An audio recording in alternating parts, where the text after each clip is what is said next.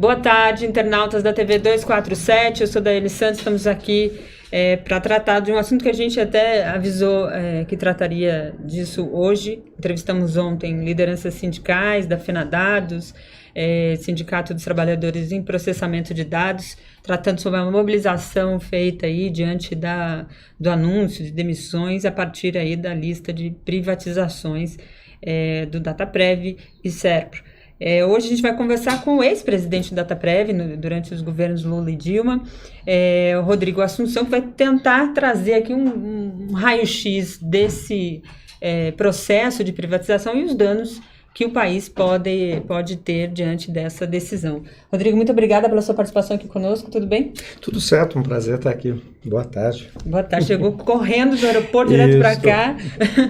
Eu queria começar para a gente entender um pouco a importância dessas estatais. A gente tem tratado disso em alguns programas aqui, mas a percepção que a gente tem é que as pessoas não têm noção exata de qual é o papel do Dataprev e do Serpro no cotidiano, na vida das pessoas, da população em si. Queria que você falasse um pouco, você administrou esse estatal durante tanto tempo. Claro.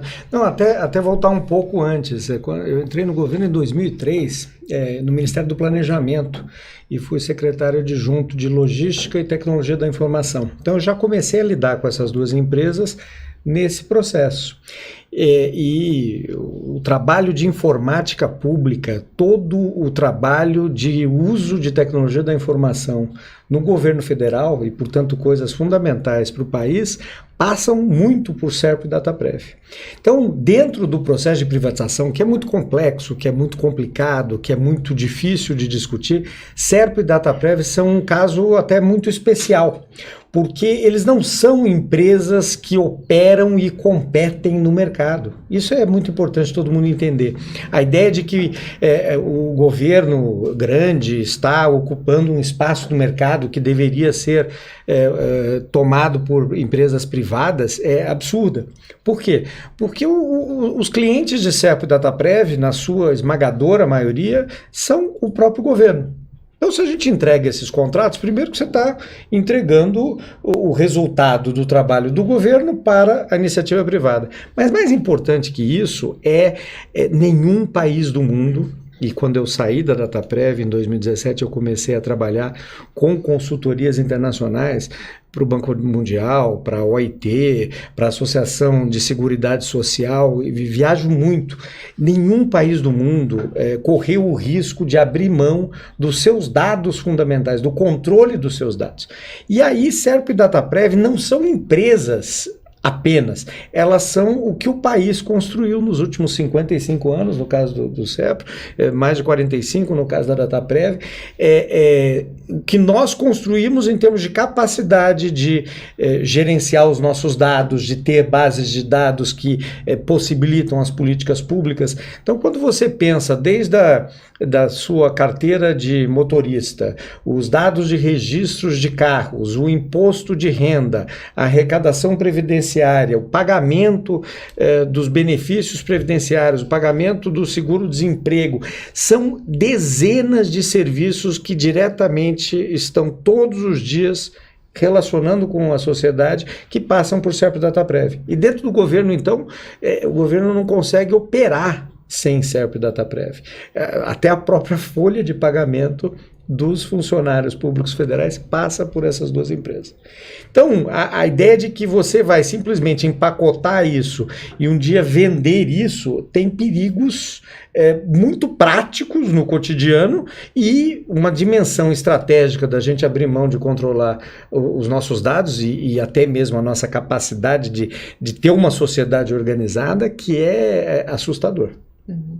O governo também argumenta que esses setores estão defasados.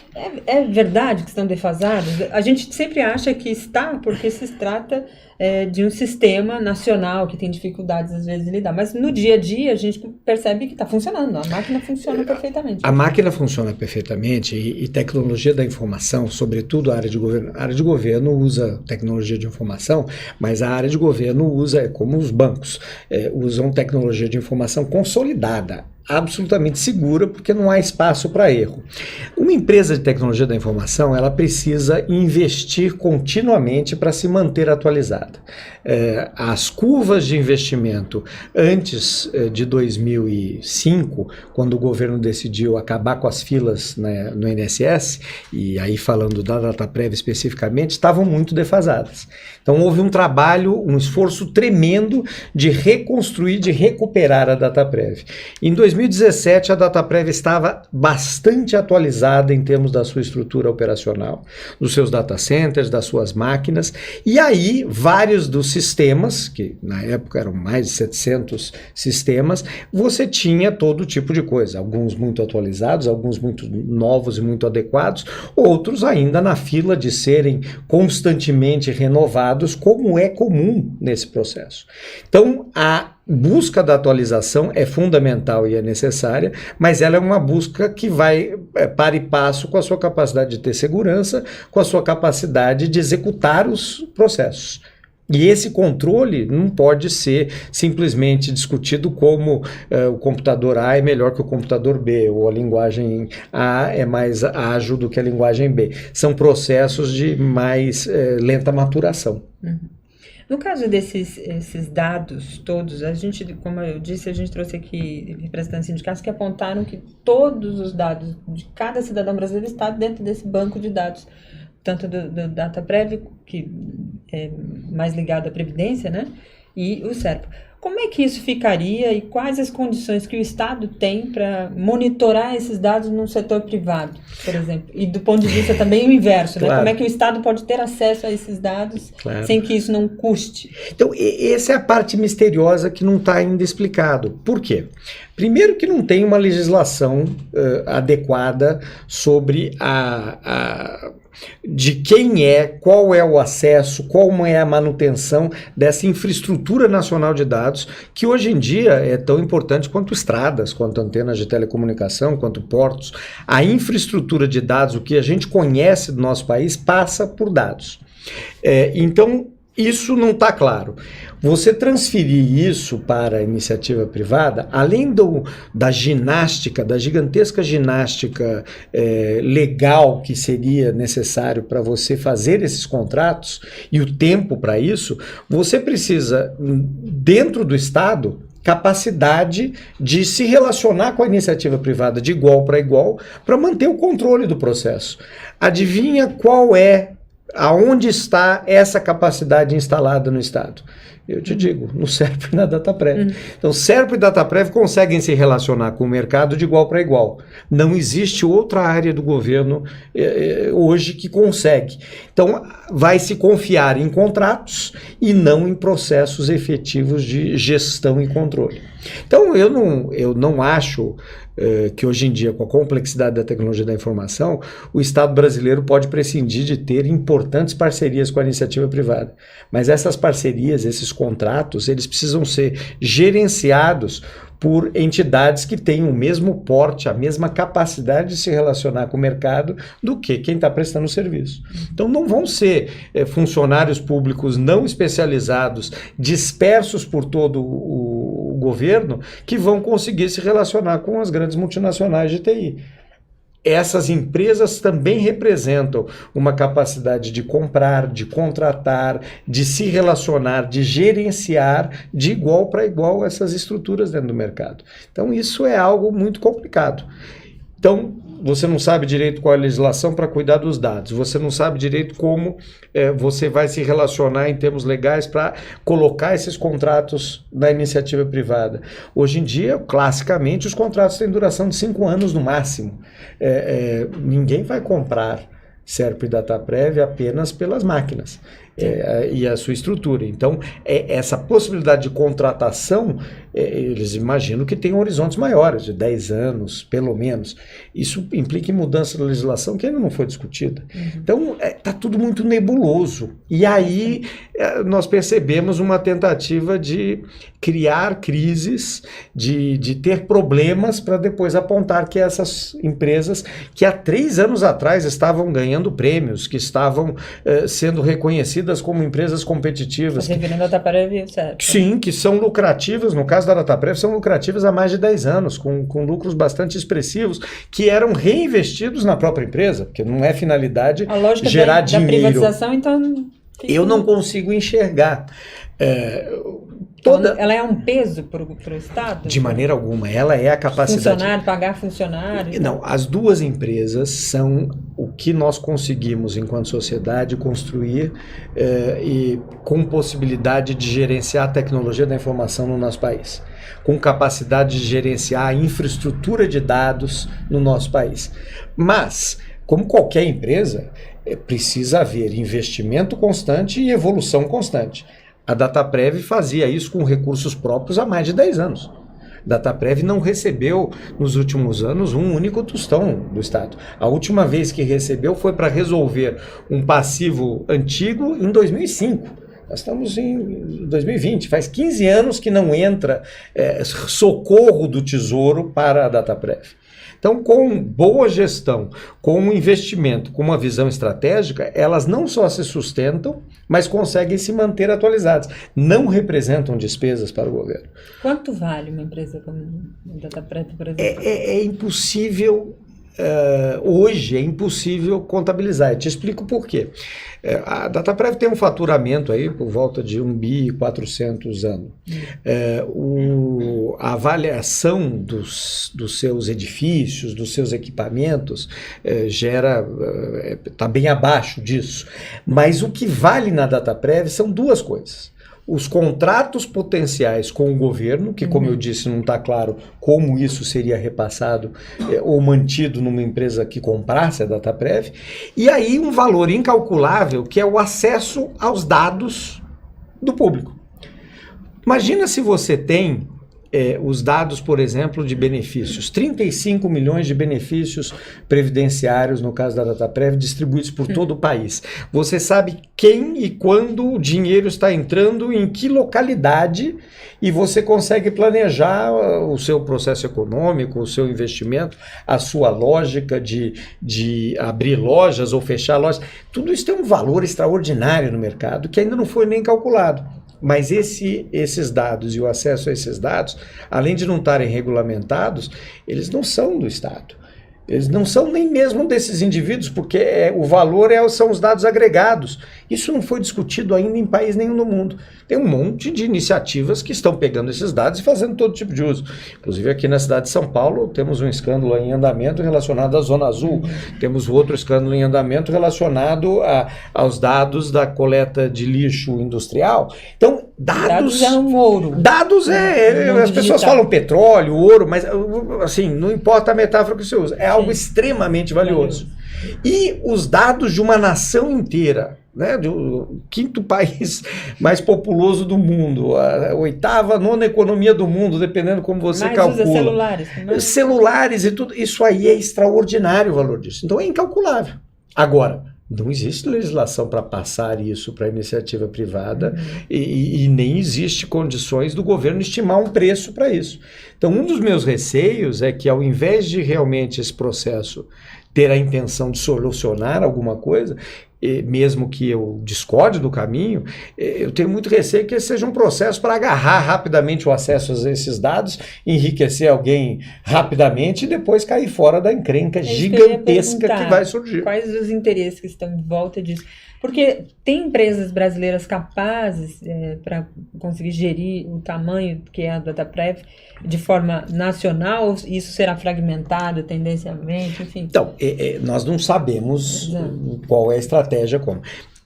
A tecnologia que a Dataprev utiliza é uma tecnologia consolidada. O Brasil tem isso nos seus grandes bancos. O Brasil tem isso junto a várias empresas. Não é algo misterioso que ninguém seria capaz de fazer. O processo é um pouco diferente. Eu volto de novo ao controle. Eu vou contar uma historinha que eu vivi na Dataprev. Numa época, a presidência da República queria montar um site. Ia montar um site, tinha lá os seus projetos, e me chamaram para abrigar o site, mas como o site tinha que ser feito muito rapidamente, chamaram uma grande multinacional de tecnologia da informação, aliás, a maior do mundo. Chamaram, ela ia fazer, eu ia hospedar na Dataprev, e aí nós íamos receber do governo, pelos contratos que a Dataprev já tinha, e nós íamos repartir a remuneração. Aí fui negociar, a coisa estava bastante avançada, discutindo com a presidente da empresa aqui no Brasil, e eu uma hora disse, olha, o governo sempre paga, mas às vezes atrasa, viu? E eu só vou dividir a remuneração quando efetivamente entrar, não vou adiantar dinheiro para você, é uma parceria igualitária. E a pessoa me respondeu, olha, aqui a gente não trabalha assim, se para de pagar, a gente suspende o serviço. Aí eu falei, então, é por isso que eu estou aqui, é por isso que tem uma estatal no meio, porque pagando ou não pagando, um site da Presidência da República não pode estar ameaçado de parar por uma empresa privada, inclusive uma multinacional. Isso é uma discussão de soberania, uma discussão de direito de trabalhar o governo, de existir, de um país, de uma nação. Então, esse é o tipo de coisa que me preocupa, que os contratos têm limites em relação a isso. A Dataprev ficou anos trabalhando em muitos contratos sem receber, e isso nunca é uma questão. Por quê? Porque nós estamos aqui para servir o país. Claro, uma hora tem que acertar, as contas têm que bater, os arranjos têm que serem feitos, os contratos têm que parar em pé, têm que ser racionais, tem que se buscar a melhoria da gestão sempre. Mas o primeiro valor é pagar o benefício do previdenciário todo mês. Alguém já imaginou o que acontece se 35 milhões de pessoas por algum motivo não recebem o seu benefício? Veja o que está acontecendo com uma fila no INSS que é muito, infinitamente menor que isso. Imagina o que acontece se os benefícios não são pagos, não é recebido. E por quê? Essa é a principal diferença que nós temos, então. Exatamente, porque não é você que está colocando um risco a mais. A Dataprev pode ter um problema e não acontecer. Tudo pode acontecer. Nunca aconteceu na história da empresa. Um dos grandes orgulhos da empresa é que jamais, em tempo algum, se atrasou a folha de pagamento. Essa é a principal razão de existência da Dataprev. Não quer dizer que seja impossível, mas mesmo que ocorrer algum dia, será por uma falha tão grande, tão tremenda, e jamais por uma disputa contratual entre uma empresa e o governo. Então, colocar mais esse risco em algo tão sensível quanto o funcionamento da previdência de um país, só para citar um, ou do imposto de renda, ou da importação e exportação, das guias previdenciárias, das guias de arrecadação, colocar tudo isso em risco sem essas garantias me parece temerário. Eu fico muito preocupado com a capacidade operacional do governo de fazer isso.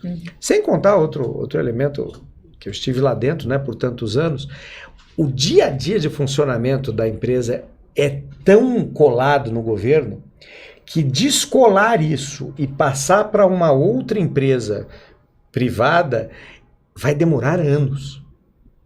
E vai ser centenas de operações de altíssima delicadeza e risco. Então, além de tudo, esse é um processo que vai demorar anos para ser efetivado. Passo a passo, sistema a sistema, controle a controle, e vai obrigar o governo a criar uma gigantesca mão de obra de controle no governo para poder gerenciar isso. Porque hoje a Dataprev faz essa gestão. Custo-benefício não virá. Eu não acredito nisso, a não ser de fato na exploração dos dados, que, como eu disse, não tem legislação e não é do interesse público. Custo-benefício para o governo eu não consigo imaginar, muito pelo contrário. Muito pelo contrário. A gente citou algumas vezes aqui multinacional. Sim. Né? Qual é o perigo de ter tantos dados de uma empresa de fora que pode ter acesso a informações do governo, né? Não somente dos cidadãos, mas também do governo? Olha, aí sinceramente eu vou dizer que eu não vejo propriamente esse problema. Eu vou te explicar por quê. Teoria da conspiração, né? Não é teoria da conspiração, né? É que a tecnologia da informação, a TI hoje, ela já é completamente multinacional.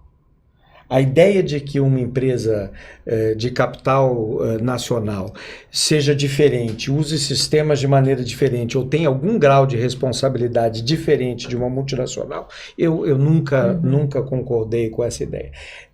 Hoje, por exemplo, a Rússia e a China estão construindo a sua própria internet para aí se manter fisicamente à parte, caso isso seja necessário. Mas uma vez que esse não é, obviamente, a opção do Brasil, e nem acho que deveria acontecer, a ideia de que tem uma diferença entre empresa de capital brasileiro e capital internacional, eu falei simplesmente para ilustrar o tamanho. Eu acho que a questão não é essa. É porque é bom, a gente às vezes tem preocupações, né, com o sistema. Eu confesso que não acho que seja esse o problema, não. Eu acho que o problema é do governo perder a sua capacidade de gerenciar um bem público tão importante, tão caro. Eu não tenho esse problema, por assim dizer, com o capital internacional. Acho que a discussão é de outra natureza. Vou ler aqui alguns comentários dos nossos internautas, tem bastante, mais de 1.000 pessoas ali nos assistindo. Entrou como membro aqui o Luiz Alberto Bonin. Bem-vindo, Luiz Alberto. Faça como ele, acione aí, faça a sua inscrição, acione o sininho para receber as notificações, acompanhe aqui a nossa programação. Agradeço a participação de todos por aqui. O Felipe, ele diz, pergunte para quem trabalha numa empresa estatal se quer se virar numa empresa privada, perder todos os privilégios, óbvio que não quer. E aí, em cima disso, eu queria fazer um comentário em cima e aí pedir sua opinião. O secretário de desestatização, o José Salim Matar, ele fez uma acusação de que os funcionários públicos vendem dados do Dataprev e do SERPRO, e fez essa acusação de forma muito genérica. Você foi presidente da Dataprev, acompanhou todo esse processo, isso acontece de fato, ou essa acusação estapafúrdia aqui do secretário é mais uma tentativa de desmoralizar a estatal? Eu acho que a fala do secretário ela é irresponsável exatamente porque ele precisa conduzir um processo de privatização, essa é a tarefa dele. Então esse tipo de discussão genérica, como você falou, não leva a nada. Mas vamos pesar aqui, em tecnologia de informação existe uma guerra constante, uma corrida armamentista entre segurança e invasão. Então, à medida que esse tesouro dos dados públicos estão ali, isto é alvo, sim.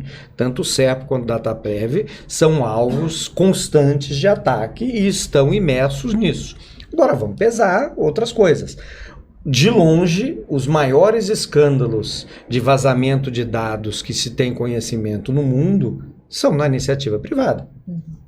O que eu quero dizer, e são na iniciativa privada, de novo, né, eu sou profissional da área, não posso, digamos assim, inventar coisas.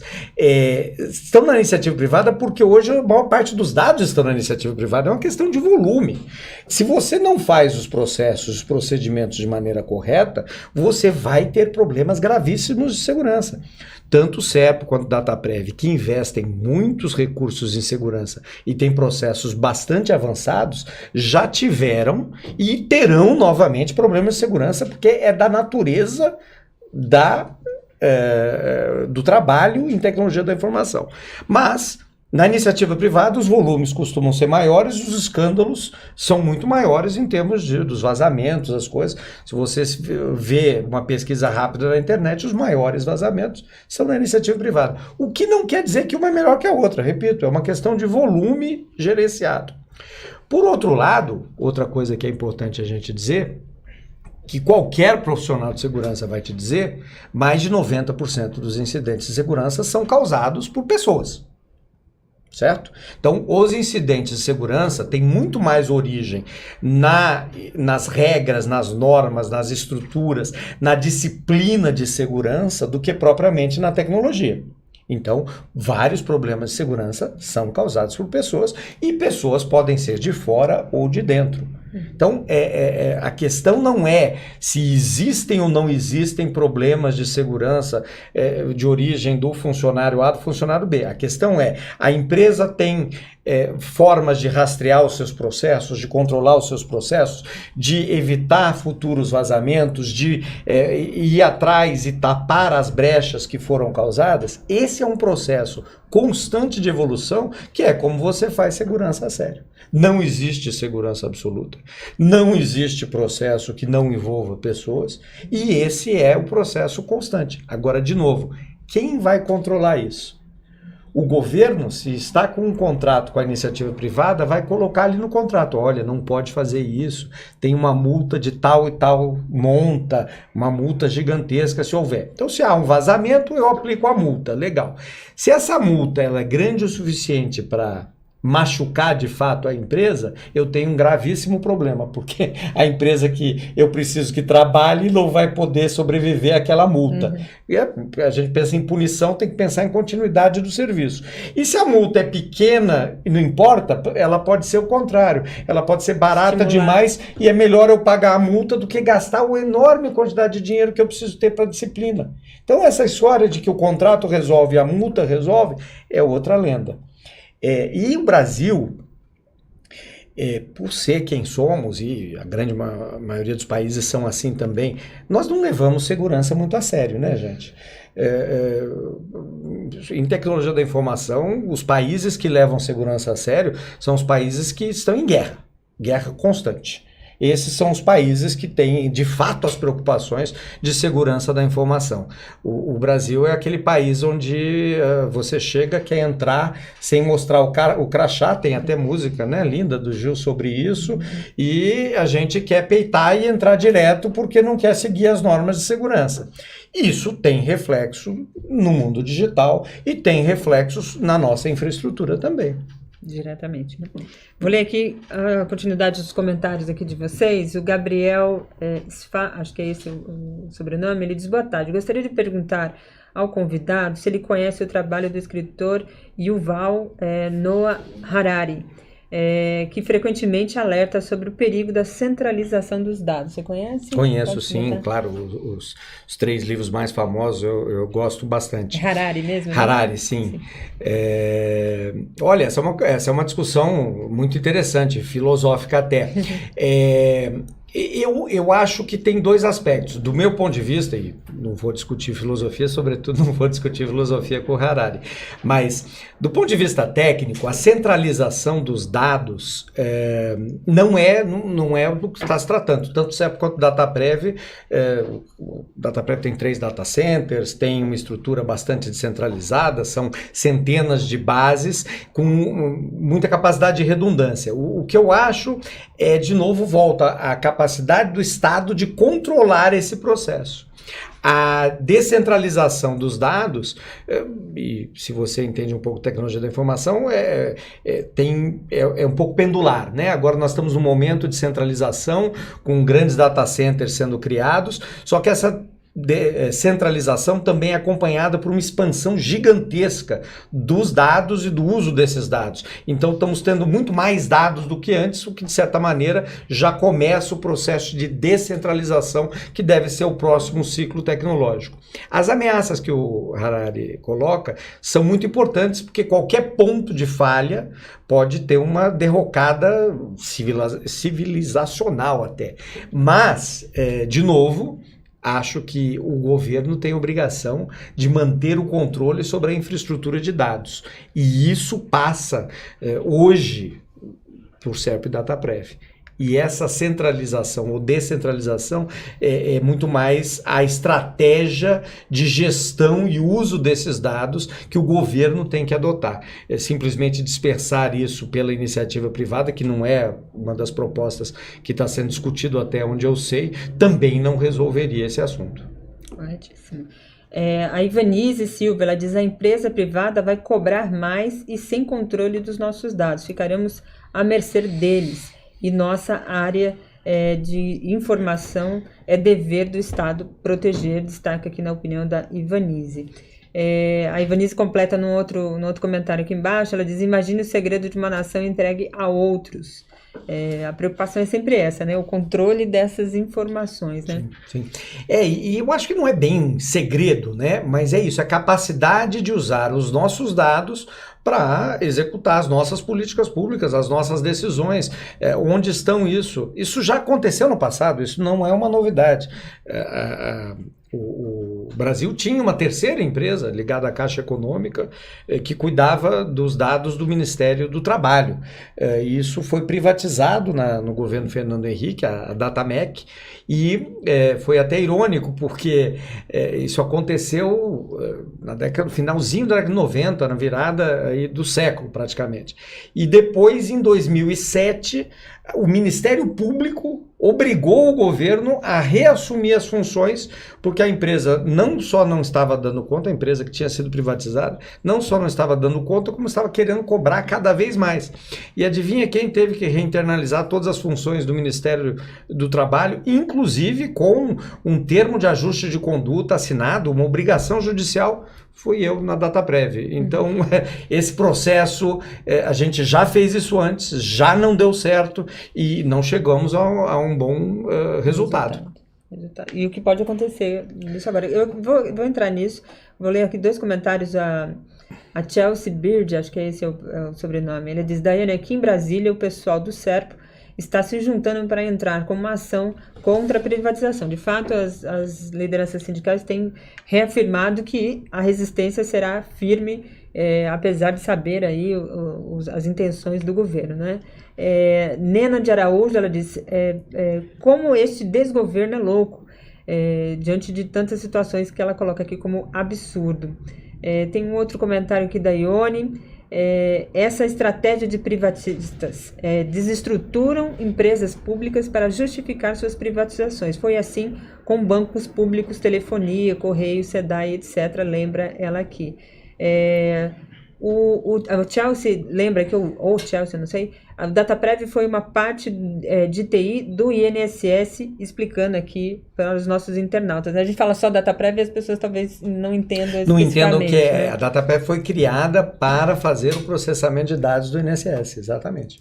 A Thaís Neves mandou um superchat aqui dizendo: que vergonha esse governo, levanta e anda povo, que a esquerda precisa se mobilizar, destaca ela aqui, tudo porque um governo com uma eleição fake governa como se a coisa pública fosse privada. Destaca ela aqui no seu superchat. Tem um outro comentário da Ione que diz: fui funcionária do Banerj e acompanhei de perto a sabotagem para justificar a venda para o Banco Itaú. Destaca ela aqui. Você acredita que existe esse processo de fato, né? Uma desmoralização da estatal? Olha, a situação, acho que tem bastante confusão aí no meio. Nós estamos um pouco com muita coisa acontecendo, mas pouca informação concreta, né? O que eu acho que são esses 3 aspectos que a gente precisa prestar atenção. Uma é o funcionamento básico da empresa, os seus prédios, os seus data centers, as suas máquinas, os seus contratos. Então isso tem um certo valor. O segundo são os contratos que o governo tem com essas empresas. Então tem uma engenharia muito complexa aí que precisa ser feita para que uma empresa que tem interesse em comprar a Serpo, que tem interesse em comprar a Dataprev, vá de alguma maneira garantir esses contratos, porque senão não tem valor de mercado. Então, para alguém entrar com dinheiro comprando, tem que haver algum tipo de garantia. Hoje, a legislação permite isso por 5 anos, então nós vamos ter que ver aí um trabalho, imagino, do parte do governo, que vai estender isso. Se estender isso, todos os outros que ficarem de fora desse negócio, gente do mercado, pode se incomodar muito e também serem aliados para impedir isso. E a desacoplação, tirar o funcionamento dessas empresas de dentro do governo, tudo, a folha, a parte de gestão orçamentária, todos os gastos, toda a gestão de importação e exportação, de arrecadação de impostos. Nós estamos falando assim de uma operação de peito aberto de todos os órgãos ao mesmo tempo. Isso é de uma extraordinária delicadeza e eu acho que o tempo que isso vai levar faz com que não seja nada produtivo essa iniciativa. E, por último, uma discussão muito pesada que nenhum país do mundo conseguiu ainda desatar, que quais são os limites e os direitos de exploração de dados públicos. porque é isso que essas empresas guardam, dados públicos. Então, essas empresas vão ter acesso a isso? Não vão ter acesso a isso? Elas vão poder ganhar dinheiro inventando novos serviços em relação a isso? Se sim, quais são os limites? E aí, de novo, outros concorrentes no mercado. Por que a empresa X que comprou pode e eu não posso, à medida que esses dados são públicos? Então, montar o desenho legislativo disso tudo me parece ser um desafio muito, muito intenso. A gente tem que ficar atento a isso, porque fazer oposição na rua é uma coisa, fazer oposição sindical é outra, fazer oposição no judiciário é outro, mas os desenhos legislativos necessários para desatar esse nó são muito complexos e a gente precisa estar muito atento a isso. Serão várias etapas, pelo que você está demonstrando, não será uma etapa só para a legislação em relação à desestatização, mas terá uma série de outros desdobramentos. Eu imagino que sim, porque quando isso aconteceu, no exemplo que eu dei da Datamec, não havia essa compreensão dessa sensibilidade e desse uso dos dados. Então era muito mais os serviços que estavam em jogo e mesmo assim não deu muito certo. Então, hoje em dia, tem tanto valor agregado por conta desses dados, isso é tão conhecido pelo mercado e até mesmo por uma parte muito significativa da sociedade, que eu acho que os níveis de garantias que qualquer legislador responsável vai exigir para contemplar esse processo vão necessariamente ter que ser maiores, né? O custo disso, do Datamec que você citou, foi muito maior do que aquilo que ele foi vendido, por exemplo? Eu não tenho esses valores, é muito fácil conseguir, inclusive tem na rede aí um pessoal publicou um pouco o histórico e contando, mas eu não tenho esses números de cabeça, não. Mas deu um trabalho para fazer esse o retorno, claro, e a Dataprev trabalhava por contrato, então fomos contratados para fazer isso. E sim, tivemos que reconstruir todos os sistemas. Porque inclusive eles tinham sido congelados, então aí sim completamente defasados, porque o interesse não era manter e nem atualizar nem nada, era simplesmente conseguir continuar recebendo os recursos públicos.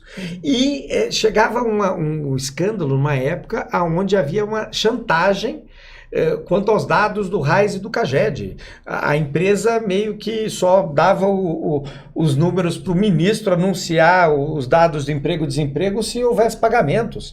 Era uma coisa escandalosa. Nível da chantagem. Exatamente, nível da chantagem. O que a gente pode esperar disso tudo? Diante de tudo que você nos passou aqui, já caminhando para os finalmente, com esse programa de desestatização, o que a gente pode esperar disso? Você já falou que não será uma coisa muito tranquila, né? Será a longo prazo. Eu acho que será bastante complexo. Eu acho que já existem uma série de enfrentamentos, inclusive dentro do governo. Se vocês lembram, o BNDES ia fazer os estudos, daí o BNDES avisou que demoraria 2 anos para fazer os estudos dessas duas empresas, daí teve um processo que recuaram disso. Outra coisa que chama atenção, por que a Dataprev já está no processo, e o SERPRO ainda não, existiu no passado e pode voltar a existir a ideia de pegar pedaços da Dataprev e colocar no SERPRO. Hoje saiu uma notícia falando de pegar um pedaço da Dataprev e colocar dentro do INSS como administração direta.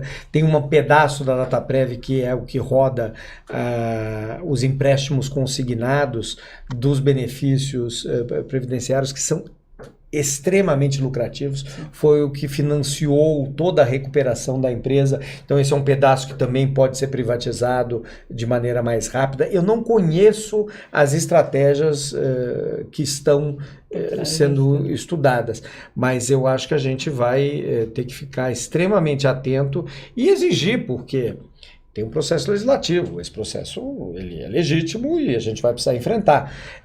Nós vamos precisar convencer de que, no mínimo, as garantias de que o Estado manterá o controle sobre os dados públicos do país é fundamental. No momento que o mundo inteiro discute controle dos seus dados e capacidade de usar dados, a gente não pode abrir mão disso. Se o desenho que o governo propõe é através de uma privatização, nós precisamos estar muito atentos de que há, no mínimo, uma esperança, que hoje eu não consigo encontrar, de que isso vai ser preservado. E esse debate vai ocorrer, eu imagino, no Legislativo. Exatamente.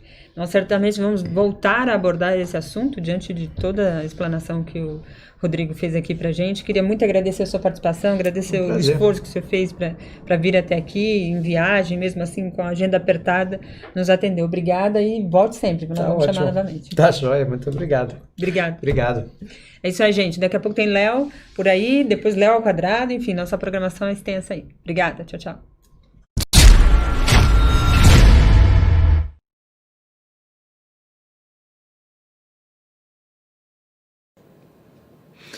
Olá, meu nome é Ricardo Carneiro, eu sou professor universitário, sou professor titular do Instituto de Economia da Unicamp.